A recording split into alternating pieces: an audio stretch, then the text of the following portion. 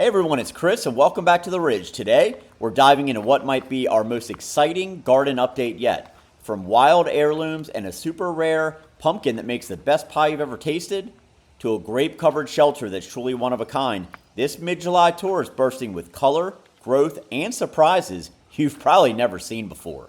Stick around to find out what they are. Join us!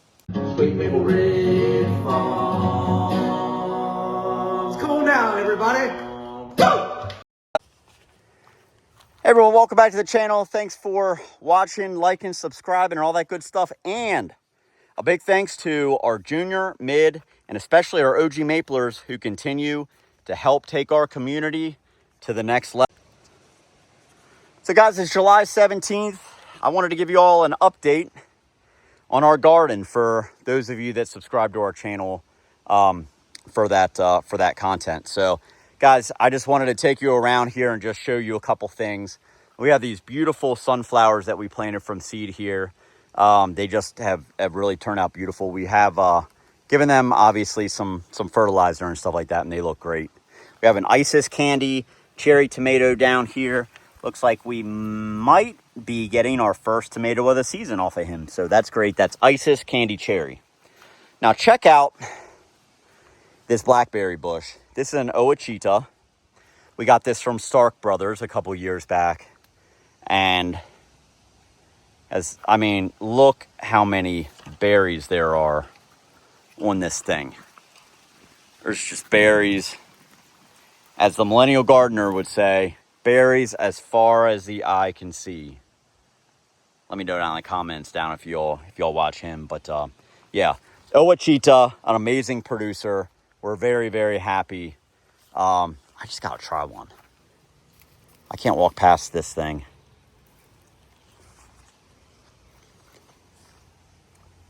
Guys, they're amazing. All right. This is our cherry tomatoes here. We got Isis candy cherry, blue cream berries. Blue cream berries are lagging a little bit behind. We do have a couple on there that will be ready soon. We have berries, crazy cherry, prolific flowering here. And we have a couple over here. And then we have a Prairie Fire. They kind of have a very interesting look to them. So I'm excited about that. Mortgage Lifter's not doing great. We have another one of these. The other one's doing much better. This one's not happy here for whatever reason, although any tomato that we've planted in this area in the past has always done really well. So I'm not really sure what's going on here. This is a Cherokee Purple. He's doing great. Got lots of buds on him. And you know, we come down through here every so often and make sure that these flowers get fertilized. You can do that with a vibrating toothbrush. You can do that with like another apparatus I'm not going to talk about on this channel because, you know, we got kids viewing maybe. You can use one of those. Or you can kind of come by and I'll just like flick the flowers every so often. And that helps to pollinate them. Thorburns Terracotta. This is probably the one that I'm most excited to try. The picture of them looks really cool. And they apparently have a smoky flavor. Not a very good looking stalk. Despite us giving lots of fertilizer to help grow the stalk, you know, as evidence here on this Brandy Wine, you can see this stalk is very, very substantial. This one over here, pretty spindly. So anyway, we're going to have to keep an eye on that. But I'm really excited for Thorburns Terracotta. And again, Brandy Wine. Brandy Wine's acting like a Brandy Wine does, right? You know, he's starting to get some disease. It's been hot. It's been a little dry, but here lately we've gotten a couple inches of rain. You know, but he's acting like a typical Brandy Wine, you know, getting some disease on him. Not a huge producer. You know, we're getting some flowers, but you know, let's just say he's not hurting himself. All right, we have our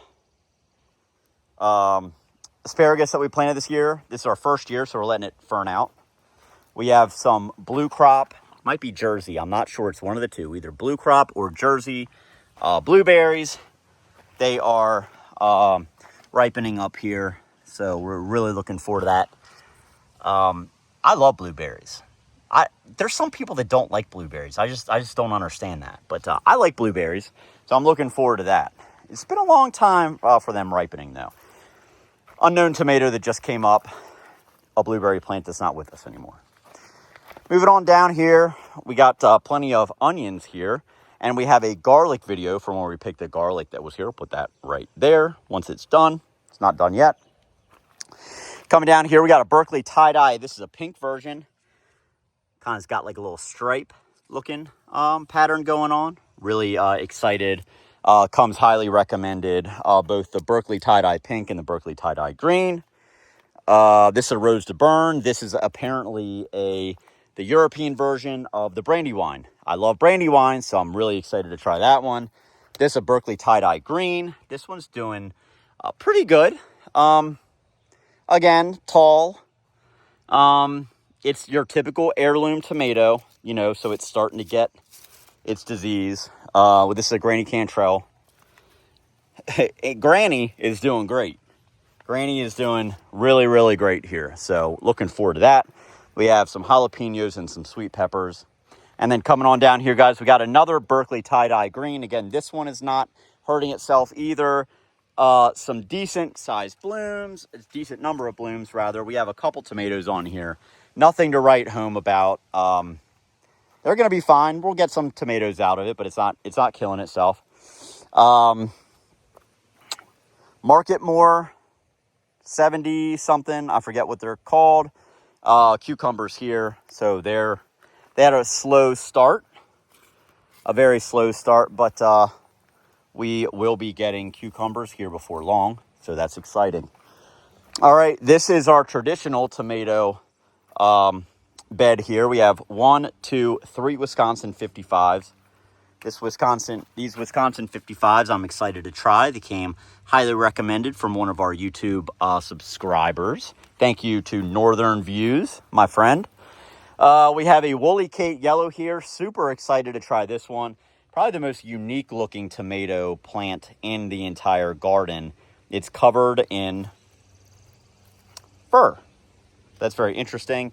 And then the look of the tomatoes, I think, are pretty cool. This is like a cherry type tomato. Definitely have like a striped kind of thing going on. So really looking forward to them.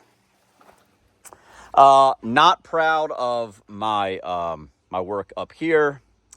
This wire, obviously, this is why I said in a couple other videos, don't use wire to hold up tomatoes. It's not going to work. You need to use like angle iron or something. So that I do this in the meantime, and I had to do this because I had nothing else laying around here.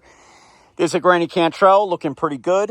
A Mortgage Lifter, not doing too bad. And then these two are Paul Robeson. I'm excited to try Paul Robeson. Coming over here, this is our San Marzanos.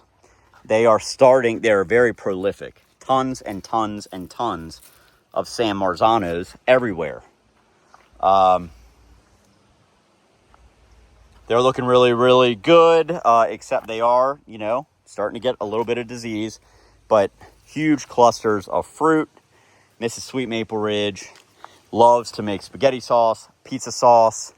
You guys have a favorite pizza or spaghetti sauce? Let us know down in the comments. But this stuff is producing like crazy. I'll take you around to the other side. That is where we have our Romas. This is all Romas here. 4 Roma plants. They're doing well also. You can see we have one that's about to be ripe down there, so that's pretty cool. We have our Romas. Thanks to JB, our first OG Mapler. Woo! We have another Roma here, and they're doing really, really, really, really good. Coming over here, we have Moonshine Corn. Moonshine's a variety. Then we have Bug's Old Annapolis Crooknecks right here. We have some zinnias planted.